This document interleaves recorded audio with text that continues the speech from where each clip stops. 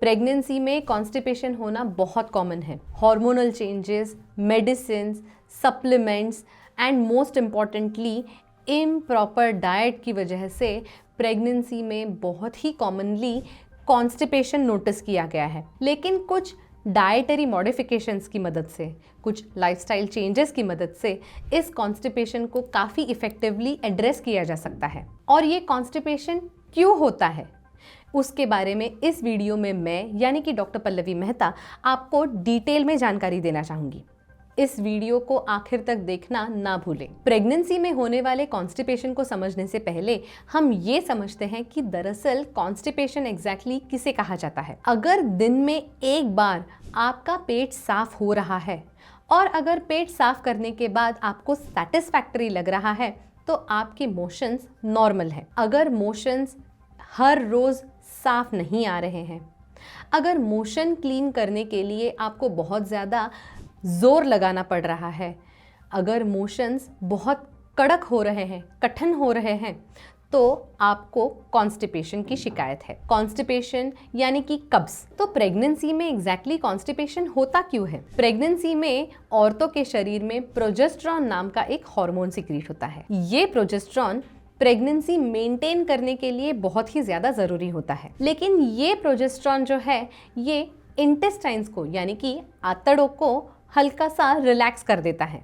जिसकी वजह से आंतड़े आपके मोशंस को बाहर पुश नहीं कर पाते, इफ़ेक्टिवली बाहर पुश नहीं कर पाते।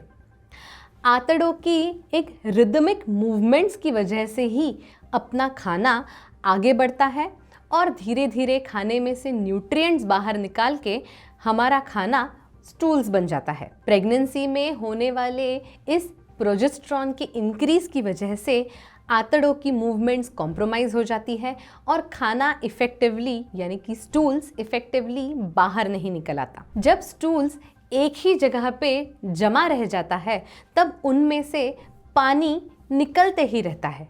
हमारे आंतड़े उनमें से जितना हो सके उतना न्यूट्रिशन निकालते ही रहते हैं, जिसकी वजह से मोशंस और भी ज़्यादा हार्ड होने लगते हैं। इसके अलावा जैसे ही प्रेगनेंसी बढ़ते जाती है, प्रोग्रेस होते जाती है, वैसे बच्चे की साइज़ पेट के अंदर बढ़ते जाती है। बच्चे के बढ़ते हुए साइज़ की वजह से इंटेस्टाइन्स पे यानी कि आंतड़ों पे प्रेशर आ जाता है और वापस से आंतड़े मोशंस को बाहर निकालने के लिए डिफ़िकल्टी फेस करते हैं। इसके अलावा प्रेगनेंसी के दौरान आयरन की सप्लीमेंट्स का सुझाव दिया जाता है, कैल्शियम की सप्लीमेंट्स का सुझाव दिया जाता है। बच्चे के सही ग्रोथ के लिए, सही डेवलपमेंट के लिए आयरन की सप्लीमेंट्स का, कैल्शियम की सप्लीमेंट्स का सुझाव ज़रूर दिया जाएगा। कैल्शियम की सप्लीमेंट्स की मदद से बच्चों की बोन हेल्थ अच्छी डेवलप होती है। आयरन के सप्लीमेंट्स की वजह से बच्चे का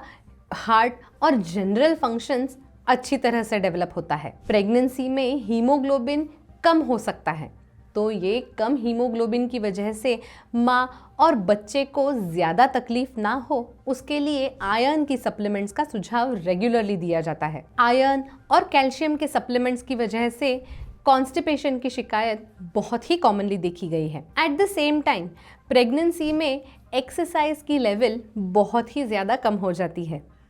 हम सब में एक बहुत बड़ा मिसकंसेप्शन है कि प्रेगनेंसी में आराम करना चाहिए, लेकिन प्रेगनेंसी में हल्की एक्सरसाइज करना उतना ही ज़रूरी होता है जितना आराम करना ज़रूरी होता है। जब आप प्रेगनेंसी में हल्की एक्सरसाइजेस करती हैं तो आपके बावल की मूवमेंट्स अच्छी तरह हो जाती है, रेगुलराइज हो जाती है।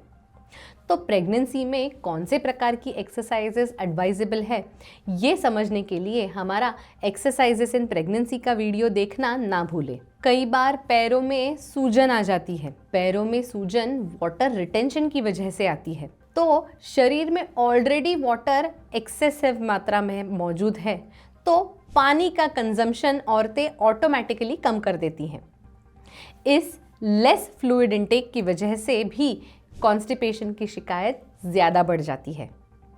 अगर आपको पैरों में स्वेलिंग आ रही है तो हमारा swelling in legs during pregnancy का वीडियो ज़रूर देखें। इस वीडियो में आपको उस वीडियो की भी लिंक मिल जाएगी। तो आखिर इस कॉन्स्टिपेशन को अवॉइड करने के लिए क्या करना चाहिए? प्रेगनेंसी में अच्छा हेल्दी न्यूट्रिशियस डाइट ज़रूर फॉलो करें। फाइबर का इंटेक अच्छा रखें। पानी का इंटेक बहुत ही ज़्यादा अच्छा रखें।